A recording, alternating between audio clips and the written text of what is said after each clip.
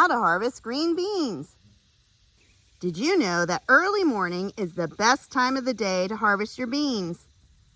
If you pick them in the heat of the day, what you're going to find is some floppy beans. And whether you're eating them or selling them, nobody likes beans that aren't crisp. The next challenge is when to harvest. Do you think these beans are ready? Nope, they could go another day. Here's an example of a perfect bean ready to be picked. It's a little bit longer and a little bit wider. The tricky ones are these, where one end is fully pollinated and filled in, but the other end is just skinny and thin. What I like to do is pick it when the end is ready, because by the time this one is ready, these will be way too big.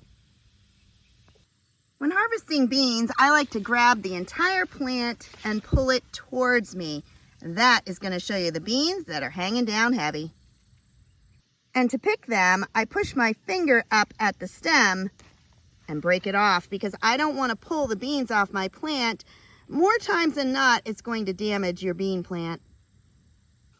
I am often asked how often I pick my beans. Well, that varies. At the beginning of the season, I start picking every other day. When they start setting fruit, I pick once a day. And at this point, I am picking 2 times a day, early morning and late evening. The next big question I am asked is whether I plant bush beans or pole beans. The answer is I plant both.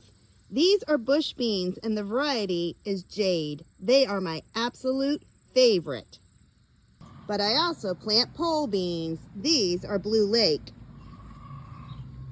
But some of my favorite pole beans are the long asparagus bean.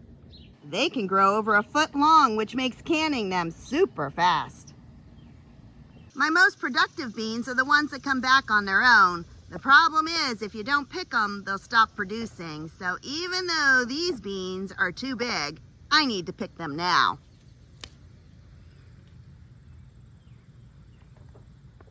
Do you need to store these until you have enough to can? I have a little secret.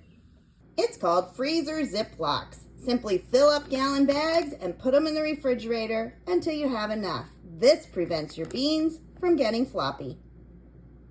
I've done this successfully for up to a week. What you don't want to do is leave them out on a counter. They will be floppy within the hour. So my secrets are: pick early, grab the stem so you don't injure the plant, immediately put in the refrigerator, and enjoy.